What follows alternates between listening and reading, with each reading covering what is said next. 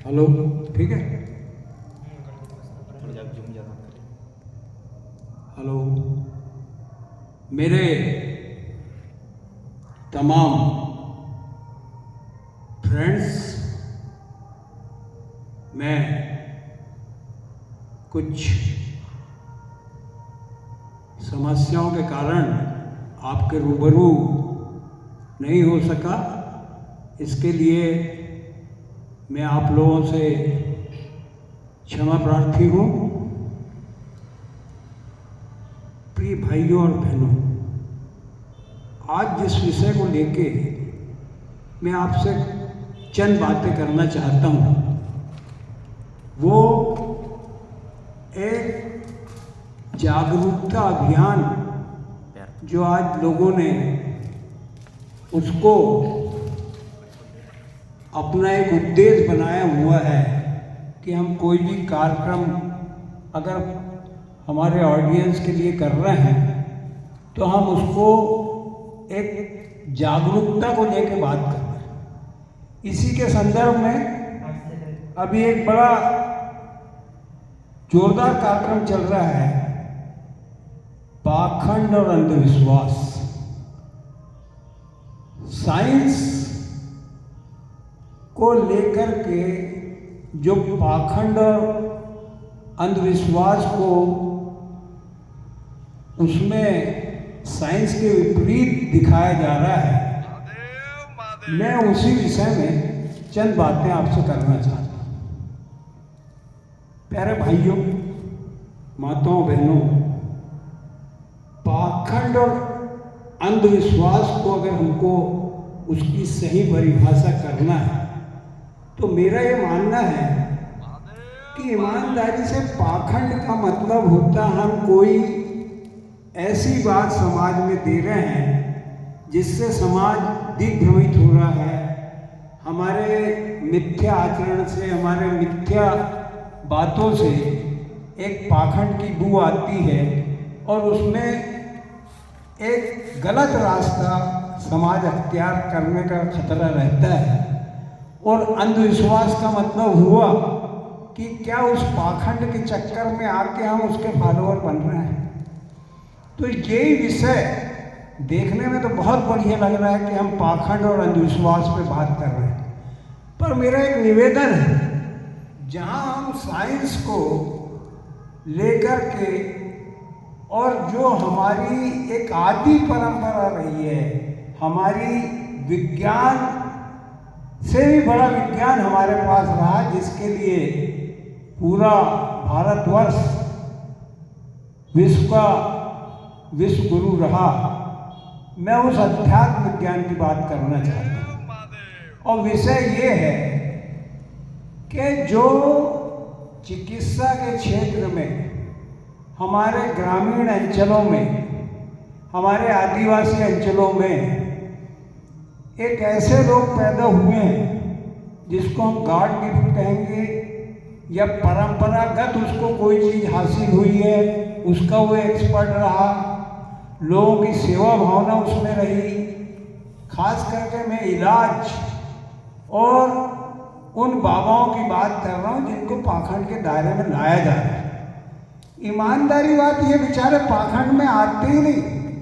और अंधविश्वास का सवाल इसलिए नहीं उठता कि ये तो कसौटी पे खरे उतरते हैं जब इनके पास लोग जाते हैं। जो पैसा नहीं लेता, जो आपसे फीस वसूल नहीं करता, और सबसे मज़ेदार बात है कि साइंस के ये जो ठेकेदार बात कर रहे हैं, जिनने बड़ी बड़ी डिग्रियां ली है और दुकान खोल के बैठे हैं, और उसके नाम पे धन्ना सेठों ने इनको अपने यहाँ पे अपॉइंट किया है और पैसे की लूट मची हुई है। वहाँ से बिगड़े हुए लोग, वहाँ से परेशान लोग, जिनकी बीमारी बिगड़ चुकी है, जो परेशान है, जिनको लाइलाज घोषित कर दिया, ऐसे लोग जब सुनते हैं कि फलानी जगह फलाना बाबा बहुत अच्छे मरीजों को ठीक करता है, और अगर वो जाता है तो इसमें क्या पाखंड है?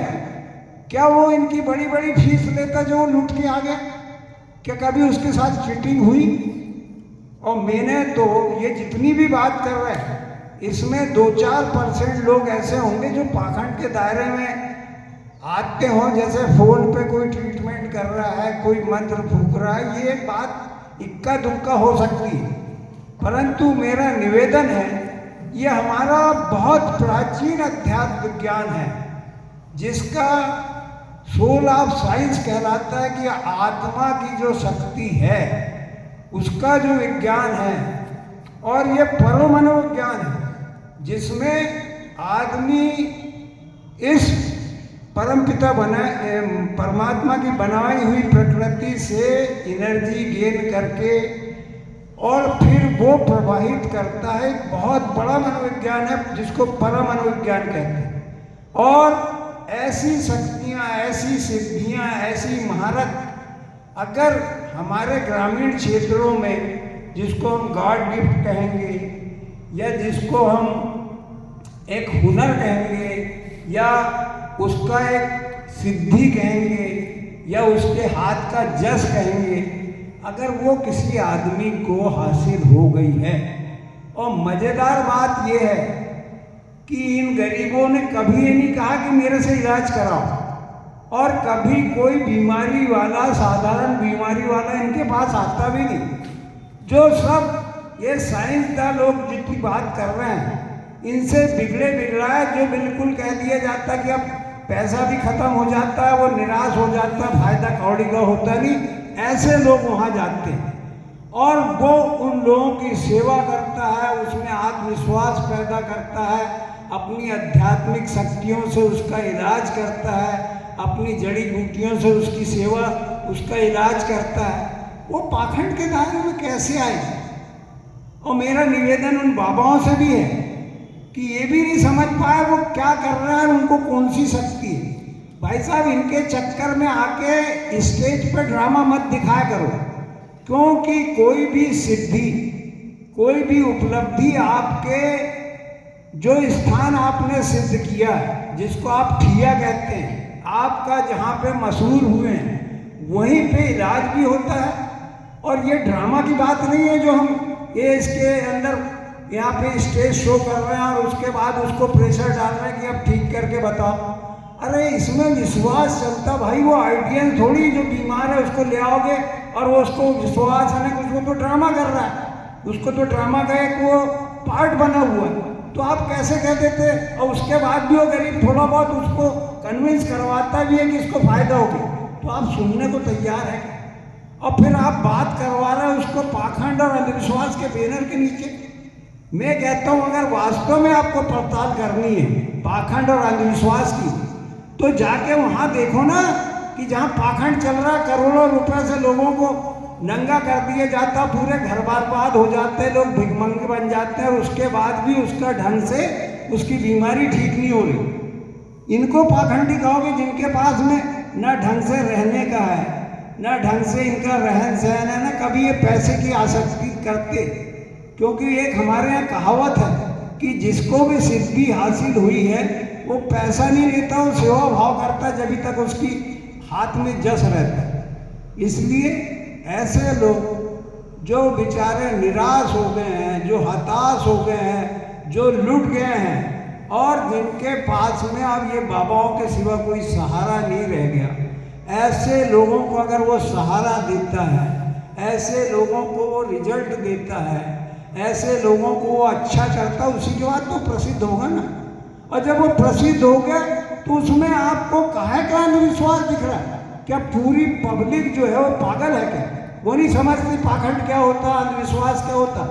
अरे अंधविश्वास तो वहाँ होता ज़्यादा जहाँ हम जाते हैं भरोसा करके और हमारे साथ धोखा होता है। हम अंधे के माफिक भरोसा करके जाते हैं, लुटते अलग हैं, हमारे साथ चीटिंग अलग होती है और उसके बाद हासिल कुछ नहीं होता।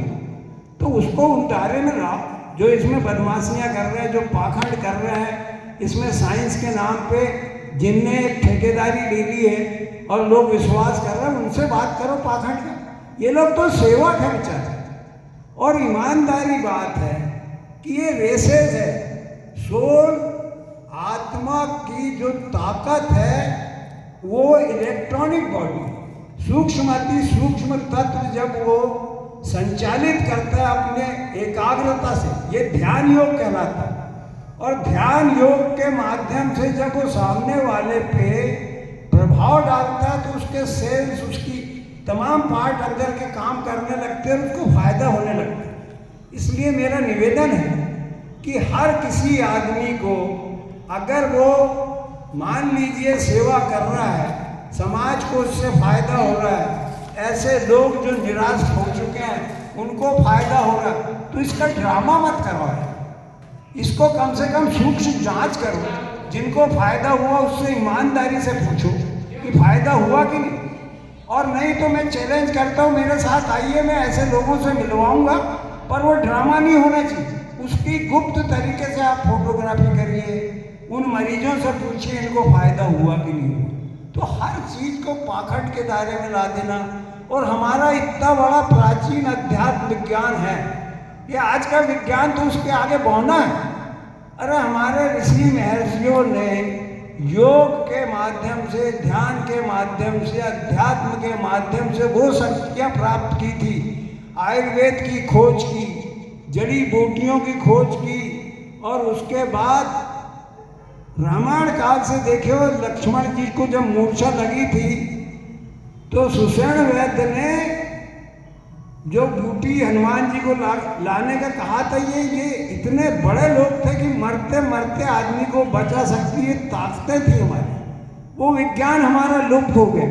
अब ये गरीब लोग उसको जिंदा रख रहे हैं, उस विद्या के जानकार हैं, नाड़ी के इतने मास्टर है कि यहाँ तो मशीनें नहीं बताती, वो तो देख के बता देता नाड़ी से कि इसको क्या शिकायत है।